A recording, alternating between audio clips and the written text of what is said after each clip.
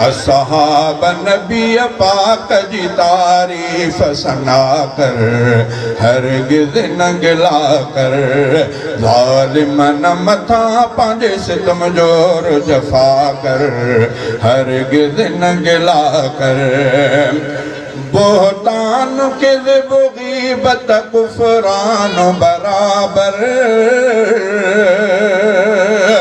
क़ुरआन जो इनकार ऐं इस्यान बराबर। गीबत कंदड़ जो अकुल ऐं ईमान बराबर। तौबा सां इन्हीअ मर्ज़ जो दरमान दवा कर, हरगिज़ न गिला कर। असहाब नबी पाक जी तारीफ सना कर, हरगिज़ न गिला कर।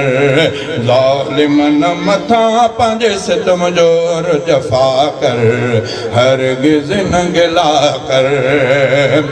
बोहतान नबी पाक जे यारनि ते रखे थो,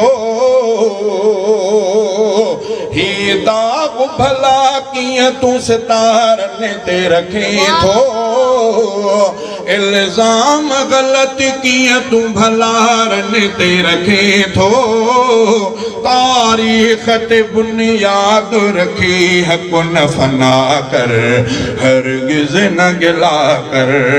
तारीख़ ते बुनियाद रखी हक़ न फना कर, हरगिज़ न गिला कर।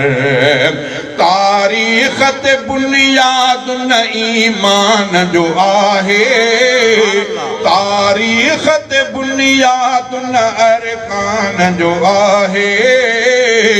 तारीख़ ते बुनियाद न क़ुरआन जो आहे। क़ुरआन पढ़ी दिल के सफ़ा कर, तूं सफ़ा कर, हरगिज़ न गिला कर। ज़ालिमन मथा पंहिंजे सितम जोर जफ़ा कर, हरगिज़ न गिला कर। क़ुरआन सहाबा जी सच्चाई थो ॿुधाए, क़ुरआन सहाबा जी सफ़ाई थो ॿुधाए। क़ुरआन सहाबा जी वफ़ाई थो ॿुधाए। क़ुरआन पढ़ी तूं बि सहाबा सां वफ़ा कर, हरगिज़ न गिला कर। ज़ालिमन मथा पंहिंजे सितम जोर जफ़ा कर, हरगिज़ न गिला कर। तारीख़ ऐं क़ुरआन तक़ाबुल न ठहे थो, इंसान ऐं रहमान तमासुल न ठहे थो। तारीख़ ऐं इस्लाम तबादुल न ठहे थो। क़ुरआन तां हर कौल फ़िदा कर, तूं फ़िदा कर, हरगिज़ न गिला कर। तारीख़ ते बुनियाद मज़ाहब जो रखे थो, हाज़िर जो हुजे हक़ पुछो गाइब ते रखे थो। रोशन जो हुजे रोज़ नज़र शब ते रखे थो। क़ुरआन ॿुधी नूर सां मज़हब खे सफ़ा कर, हरगिज़ न गिला कर। ज़ालिमन मथा पंहिंजे, ज़ालिमन मथा पंहिंजे सितम जोर जफ़ा कर, हरगिज़ न गिला कर। इज़्ज़त पे सहाबा जी रखी हज़रत हैदर, जो फातिह ख़ैबर जो हुयो सूर हो सफ़दर।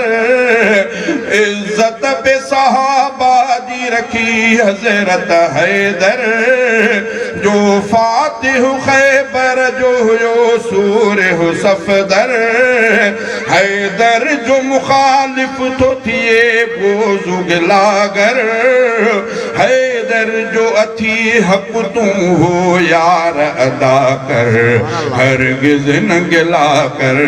हैदर जो अथी हक़ तूं हो यार अदा कर, हरगिज़ न गिला कर।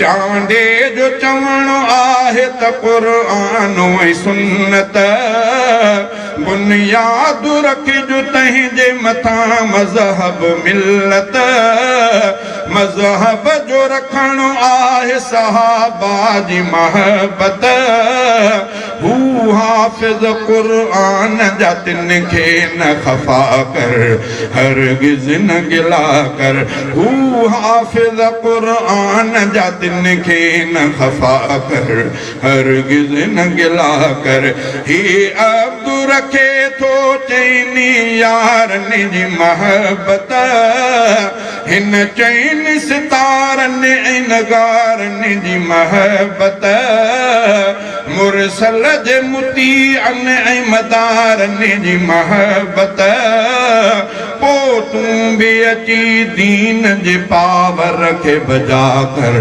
हरगिज़ न गिला कर ज़ालिमनि मथां पंहिंजे सितम जो जफ़ा कर हरगिज़ न